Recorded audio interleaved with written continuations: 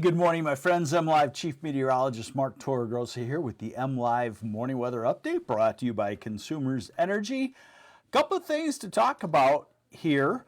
We've had a pretty big solar flare on the sun, and so NASA is starting to track this, and they believe the energy from that could show up around September 5th. Now, they only give us a 3-day forecast, today, tomorrow, and the 4th. Think about this thing way out in space and the energy it heads our way. So they're expecting it on the 5th. It's just something to keep an eye on. We're also trying to find some rainfall because a lot of us just have bone dry gardens and bone dry yards and bone dry, most importantly, trees and shrubs, because those are expensive and you have time invested in them. And so be careful there. And my neighbor this morning, I was taking a little walk. He said, so 70s are over, right? I said, no. 70s are not over. All right, let's get on into it and show you what's going on. Hey, Rick Beers in a cold spot, 33 at Miawataka.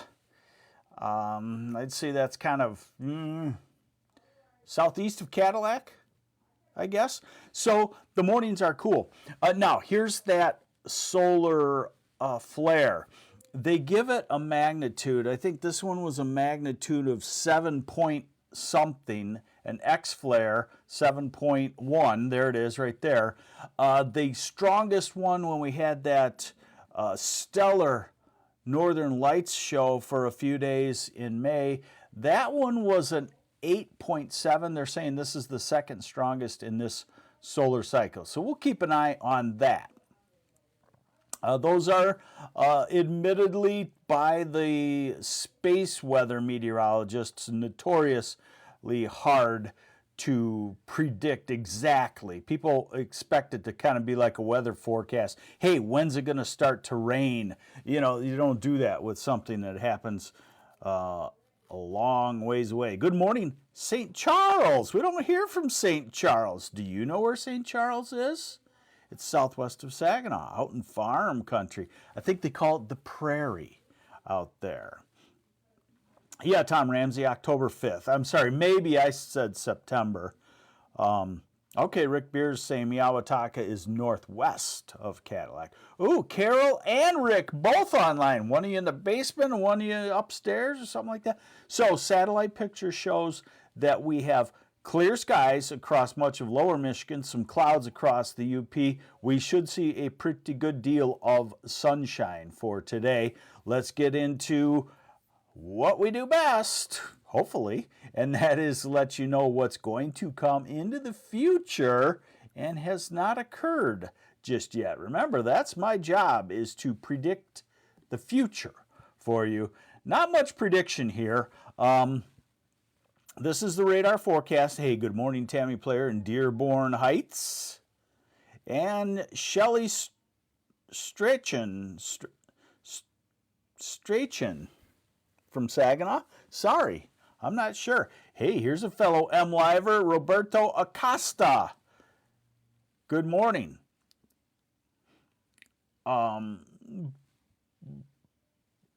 So, by the way, was that fried chicken you made, Roberto Acosta, at 11 p.m. at night on your Facebook page or 11 a.m.? Either way, who can deny fried chicken? So we're into Thursday and we are dry. I'll just let you know that we don't have a chance of rain until about Saturday night or Sunday. Here it is. Here is the model I like for this, and we're fantastic today and Thursday. If you like sunshine, if you like mild temperatures. Hey, Jamie Northrop from Sterling Heights, 48 and sunny. When does the flare affect our signals? Only if it hits during sunshine hours, right? Yes, I believe this, yes. They call it the sun-facing side of Earth, so yes. Good morning, Bob Clark, and good morning, Mary White from Flint. Okay, so we're into Saturday now, and what I see off of this is southwesterly wind, mild to warm temperatures. The lakes have cooled a touch, so when you get a southwesterly flow, it might hold you into the 60s along the shoreline, but should be in the 70s inland. This is Saturday night. Early Sunday morning, and we get rain showers from maybe, let's call it the northern half of lower Michigan and the eastern UP. And then by Sunday morning into early afternoon, good morning, Ray McCrory. And then off to the south and east. A little cooler for Monday. And guess what then? Here comes the southwesterly wind by Wednesday, and we start our warm-up once again. Do remember that each warm-up will have a weaker heating system than the last. Remember, the sunshine is going lower and lower in the sky, so if you warm up 7 days from now, the sun is just a skosh weaker than it was now. Beautiful, though. Let's look at these temperatures. Aside from the dryness, I mean, man, if we could get an inch of rain in the middle of the night and then have this kind of weather pattern, it would be just about perfect. But I guess fortunately, I always say, weather is not controllable, because if we could control it, just think what kind of arguments we would have, right versus left. So we're in the upper 60s to near 70 eventually today. And you can kind of see that the models are starting to indicate this little cooler patch right along the Lake Michigan shoreline, because that's the wind coming off of Lake Michigan. You can kind of see that shading. Thursday into the 70s. Ann Arbor, you got what's called perfect, 71, 72 degrees. Detroit, you have it too, 74 maybe Detroit, 72 Kalamazoo, 74 Saginaw, 70 Cadillac. Friday should be in the 70s also, most places. Saturday should be in the 70s, maybe all the way up to Mackinac, the Mackinac Bridge in Mackinac City. Hey, good morning, Linda Snitko. Thanks for watching. And Kiki watching. Good morning, Judy Butler. And Chloe Valentine. Good morning to you. All right, so Saturday in the 70s. Sunday in the 70s. Much of lower Michigan, except remember that front is coming through, some clouds, so that keeps Traverse City in the 60s, keeps the UP in the 50s, and here's our cool day in the next 10 days. Next Monday, highs in the low to mid 60s south, 50s north, whoo! And Tuesday maybe the same way, and then right back into the southwesterly. Let's see, Shannon Grams, can you tell me what the lows are going to be for Friday and Saturday night? Yeah, let's hop onto that in just a second here. Let's go into next Wednesday. We start the warming trend. Next Thursday, 9 days out, back perhaps to the mid-70s. All right, for Shannon Grams. And by the way, we do this. So this is your first time joining us on the MLive Morning Weather Update brought to you by Consumers Energy. You can go ahead and answer a question. If I see it, I'll try to help you out. Let's see. Gary Clark, wins for the weekend. All right, we'll do that too. So Shannon Graham says Friday, lows in the low 50s, pretty uniform, 40s in the UP, and Saturday, low temperatures in the upper 40s to low 50s. So on the cool side, now let's hit Gary Clark's wind request. I would say it's going to be fairly breezy. We are getting to the time of the year where we get the breeze increasing. So this is Saturday morning, Saturday afternoon, not too bad. Probably 10 mile an hour breeze. Saturday evening, not too terrible to take the pontoon out, he says is what he has to do. And then Sunday, we're going to start to get the wind on a northwest wind. Annie Garepi? Close the pool. Is it heated? Is it in a warm spot? Is it, next to a brick house on the south side? If so, no. Wait a week. If you think you're going to use it with temperatures in the 70s. All right, what else do I have? Okay, a couple last things for you here. All right, let's look out into the future some. So, I want to explain this to you, because I give you the guts of meteorology. Just hang with me here. This is easy. This is important. It's important for the winter, too. I have my farmer clients trained to know how to look at this upper airflow. So what we're going to look at is we're going to look at two versions of the upper airflow. The same model, okay? We're going to look at about 15,000 feet up. It shows us the wind flow. And when you see a dip like this, that's a storm system. And when you see a hump like this, that's air that is sinking and clearing, and that's dry weather. Hey, you're welcome, Gary Clark. So we're going to look at the same model, the European, two versions. The deterministic mode, the best mode, but not always right. And then we're going to look at an average of 31 tweaks of that model so that out in the long range we get a really good, accurate sense of what is going to happen. That's called the ensemble mode. So first off, the deterministic mode.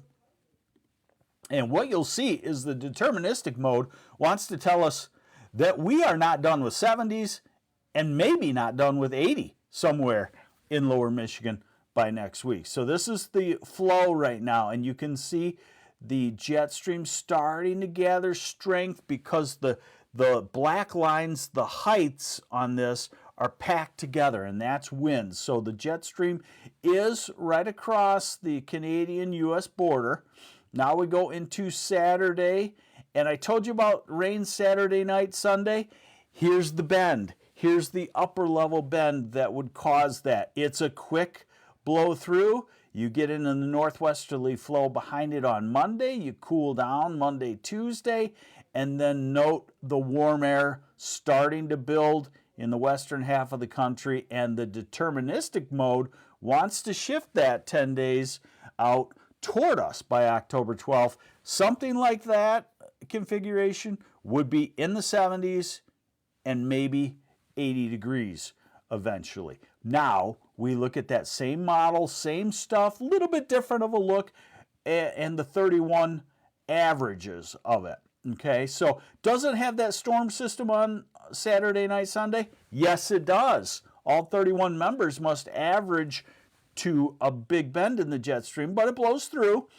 And then look what it does as we go to the middle of next week. It starts to build the heights and build the warmth in the atmosphere. Now we're at Saturday, October 12th, and we're at Monday, October 15th. We're at Wednesday, October 16th.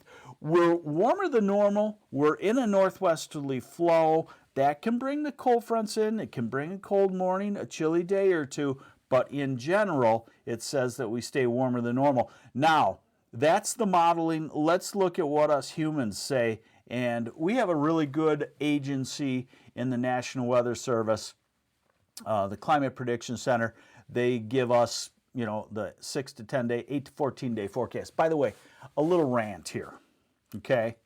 Us meteorologists, we're only called out, let me get some coffee first. As meteorologists, we're only called out when we're wrong. And it's rare. Hurricane Helene. Nailed down to within 5 or 10 miles. Nailed going from nothing 3 to 4 days out to predictions of this is going to rapidly intensify. This is going to go from nothing to it's going to be a big historic storm. Nailed. Have you heard anything about that? No. We'll go through the whole season, and then one of these will be off by 50 miles, and we'll be the shit. There. I feel better. Hold on. Whew. Got that off my chest. It's highly accurate, folks, and I really think there should be no reason for deaths. Where the deaths come in is a person that has never experienced the magnitude of a storm like this. Let's say Asheville, North Carolina. Oh, it's going to rain a lot. We better stay inside or something like that. But they've never experienced 12, 24, 30 inches of rain. 30 inches of rain, that's like this much rain, not snow, rain. So you got to heed the warnings. You got to heed the warnings and take cover one day out of 5 years of your life to protect yourself. Sorry. Okay. Shut up now. Here we go. One last thing for you here. 6 to 10 day temperature and precipitation forecast. Warmer than normal. And look at the bullseye of drier than normal. So you keep your shrubs and trees that you've just planted water. Sorry, Pamela Todoroff. Everybody in North Carolina was told that this would be a historic rainfall 3 days in advance. Before this thing was hitting the Florida coast, there was 10, 15-inch rain forecasts for that whole area. Yeah, okay, so it went to 24, but is 15 inches different than 24 inches? Yeah, somewhat, but you should be out of there at 15 inches also. 8 to 14 day, warmer than normal, and drier than normal weather continues. So we're just going to keep on searching for true fall weather. The leaf color change will be slow, so make sure you, if you say, oh, I usually go to northern lower Michigan mid-October, October 15th to see the fall colors. Probably better scoot it back later by 3 to 5 days, something like that. Hey, thanks for joining me on the MLive Morning Weather Update. I'm MLive Chief Meteorologist Mark Torgrosso. This update brought to you by Consumers Energy, and we'll just keep doing our best, and you'll have to listen to us or not listen to us when the next big storm comes our way. Hopefully you know, if you've been watching me, listening to me over the last 35 years, and some people have been watching me 35 years, from Cedar Rapids, Iowa to Traverse City, down to Flint, Saginaw, Bay City, Midland, all over the place, Green Bay.